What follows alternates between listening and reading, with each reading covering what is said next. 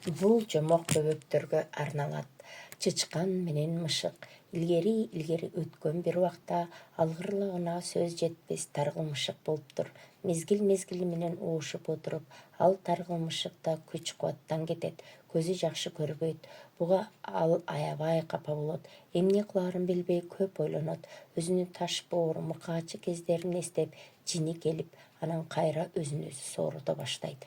Эми чычкан менен сүйлөшөйүн деген чечимге келет. Таргыл мышык келип, чике, аз айып көп күнөөм болсо кечирип кой. Мен карыдым, тынч жашаганды самайм. Көптөн көп өтүнөрүм такыр кек санашпайлы. Мен мындан ары карай силерге тийбегенге ант берейин, жалап берейин. Мени өтө жакын адамыңар катарында санагыла. Итке айтып тукура көрбөгүлө. Силер менин алдымдан күнүгө 3 жолу чубап өткүлө. Силерге такыр тийбеймин. Мага ишенип койгула, деп жалооруйт. Жалдырап жашып да кетет.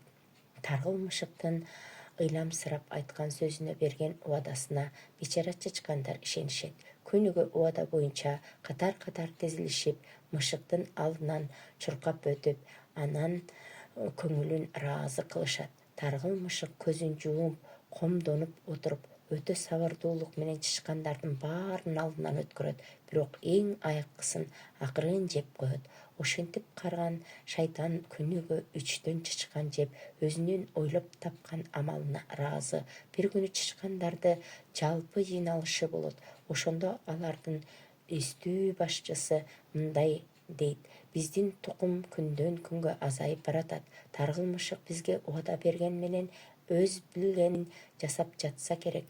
Бул абалга чыдап турганга мүмкүн эмес. Эми экөөбүз баарысын чубатып өткөрөбүз. Биз андан жазгырып ийинге кире качабыз. Ошентип мышыктын абийирин кетирели. Таргыл мышык ачкадан өзөрүп өлсүн дейт. Чубап баратып бир шылуун чычкан мышыктын көзүнө кум чачып өтөт.